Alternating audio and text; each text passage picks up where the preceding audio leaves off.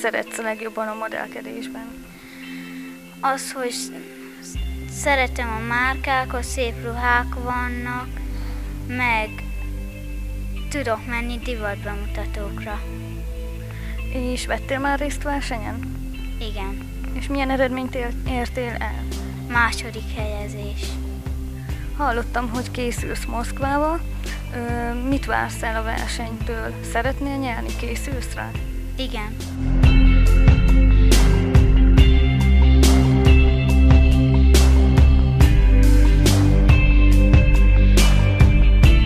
Mi volt az indítatása, hogy Toncsit szépségversenyeken indítsa?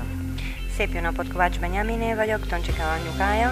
Hát erre a kérdésre azt tudom mondani, hogy mindig is láttam azt a csillogást, azt a szépség a gyerekemben, és egy alkalomtán azt meg is valósítottunk egy fesztiválon, de az volt a legfőbb ok, hogy elindítsanak minket továbbkeresésre.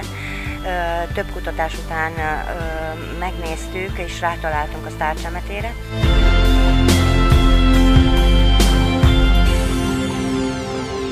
Kivel könnyebb együtt dolgozni, a gyerekekkel vagy a felnőttekkel? Hát mit is mondjak neked erre, nagyon sok olyan felnőtt van, akivel nehéz együtt dolgozni, és nagyon sok olyan nyilván, akivel könnyű. A gyerekekkel talán az egyszerűbb, hogy ők még, szóval ha megértik a feladatot, akkor láthatóan koncentrálnak és mindent megpróbálnak azért megtenni. Nyilvánvalóan attól függ, hogy milyen korúak, de azt kell mondjam, hogy talán egy picivel, legalábbis a mai tapasztalat mindenképpen azt mutatja, hogy egy picivel talán könnyebb a gyerekekkel.